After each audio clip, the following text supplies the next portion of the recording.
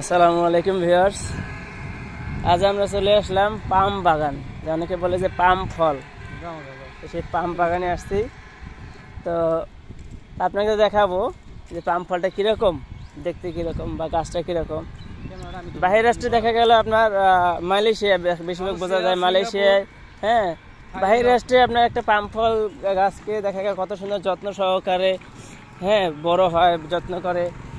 আর সেই গাছ রক্ষণাবেক্ষণ করার জন্য মানুষ নিয়োগ দেওয়া হয়। আর আমাদের বাংলাদেশে দেখেন এই পাম ফলগুলো কতটা অযত্নে অবহেলায় পড়ে আছে।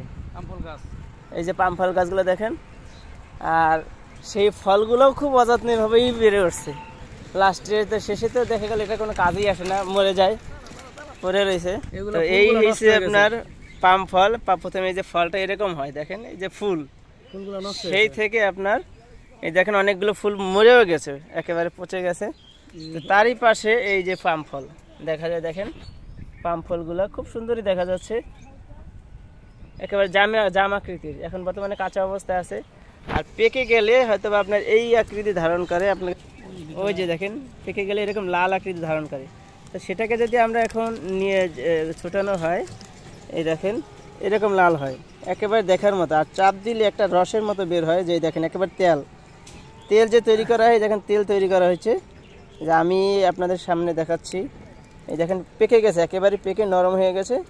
এই দেখেন তেল, আমার আঙুলে দেখা যায় যে তেল, দেখেন এই যে তেল। তো এটা বাহিরের রাষ্ট্রে খুবই যত্ন করা হয়, যেটা আমাদের এখানে করা হয় না। এই যে দেখেন এখনো দেখাচ্ছি আর একবার, এই যে ফলগুলো দেখেন কত সুন্দর পেকে একেবারে লাল হয়ে গেছে, দেখার মতো মাশাআল্লাহ। কিন্তু আমাদের এখানে এরকম অযত্নেই অবহেলা এভাবে গাছগুলো ঝরে যাচ্ছে বা ফলগুলো পচে যাচ্ছে, যেখানে কোনো কাজে আসে না। আর এগুলো বাইরে অনেক কাজে আসে দেখেন। ওকে ভিউয়ার্স, ভালো থাকবেন। আজ এ পর্যন্তই। পরবর্তীতে নতুন কোনো ভিডিও নিয়ে আপনাদের মাঝে হাজির হব। আসসালামু আলাইকুম।